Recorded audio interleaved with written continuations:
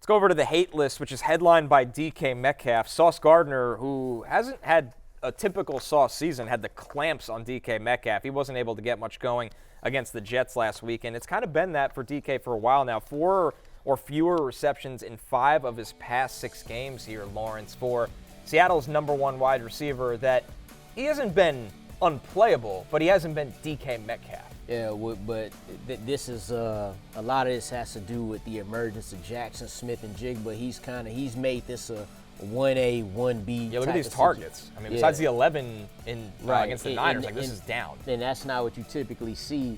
That's not what you typically see out of DK Metcalf, especially last season when JSN was just trying to find his way. Now he's arrived, but you take that out the window, you're going up against the Cardinals here, who give up the 3rd fewest yards per game on deep passes.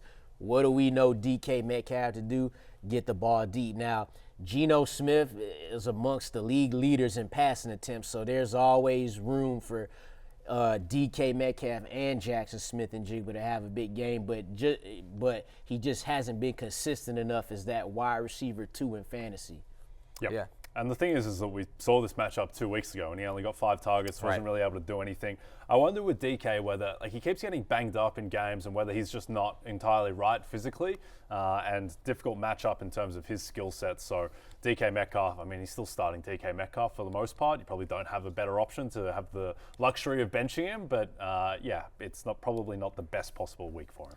Adam Thielen also makes the hate list. Since the Week 5 bye for the Eagles, they're allowing the fewest fantasy points per game to wide receivers, Jay. We know all about Quinyon Mitchell. He's one of the favorites to win Defensive Rookie of the Year. Cooper DeJean has really helped him in the slot as well. It's a tough matchup for Thielen. Yeah, it is difficult. And even though Bryce Young has been playing much better, much more competent, creating on the move, and he has that rapport with Thielen that is already a year old, just there is no weak spot in this Eagles defense. Like, their worst corner right now is Darius Slay, basically, of their top 3 starters. So nowhere really to hide at the moment. So Thielen, who had the good week, expect that he may regress. Though they are 12.5-point dogs, so they should be throwing. I mean, just seeing the Eagles defense go up against Baltimore and then the Rams back-to-back, it's like, we get to play the Panthers now. Yeah. That's like lunch food for us right now compared to what we just saw. So it'll be hard to it'll be hard to feel good about Thielen and feel good about him in your lineups this week. I think this is the week Quinyon Mitchell finally gets a pick, because as someone who's bet on him to win Defensive Rookie of the Year, has been watching him every week,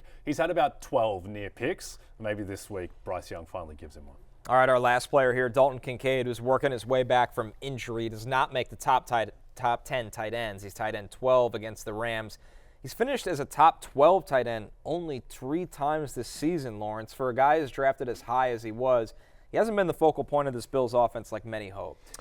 Yeah, that's because it's Khalil Shakir. That's Josh Allen's most trusted target this season. Since week 3, only 3 tight ends have had more than 45 receiving yards from the Rams, too. So even if, Kincaid is able to get back, the Bills' offense isn't just like, hey, Amari Cooper, hey, this one guy. It's who's going to make something happen right then and there. The Bills' offense is kind of what you want to see from a regular football standpoint. Right. The offense moves and it gets down the field. But from a fantasy perspective, you can't really trust anybody outside of the quarterback, James Cook, and then some weeks Khalil Shakir. Yep. It's funny because coming into the season, it felt like, well, there's no one on this offense, so Kincaid must emerge. And now it's the opposite problem where it's like there's a ton of guys on this offense, and none of them are overwhelming. But just the fact that Cook is going to get his volume, Amari Cooper is going to get more integrated as the season goes on. Shakir is the guy that Allen has the best rapport with. And so Kincaid just kind of slides in and gets his 4 for 39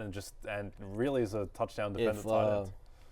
If Keon Coleman come back this week, that will affect it as well, too, because since he's been gone, it hasn't been like Amari Cooper just been tearing it up, so, yeah. And the problem is, too, in offense where the quarterback has so much red zone touchdown equity with his legs, that kills the tight end typically because you want your tight ends to get red zone looks with their size, and that should have been a selling point with Kincaid.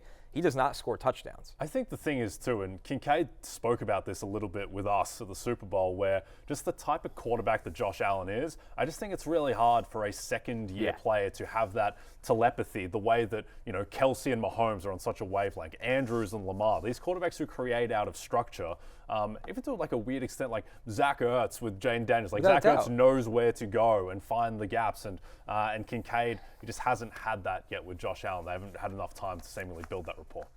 Hey, it's Matthew Berry from NBCSports.com and RotoWorld.com, and I want to thank you so much for watching whatever it is you just watched, or if nothing else, being too lazy to click out of the autoplay after this video started, after whatever it is you actually wanted to watch finished. But now that you're here, I'd like to take a moment here to ask you respectfully now, okay? I'm asking you respectfully to subscribe to the NFL on NBC YouTube channel. You'll get the latest Roto-World fantasy news headlines, all sorts of great shows, including my own Fantasy Football Happy Hour. So go subscribe now. Again, I'm asking respectfully.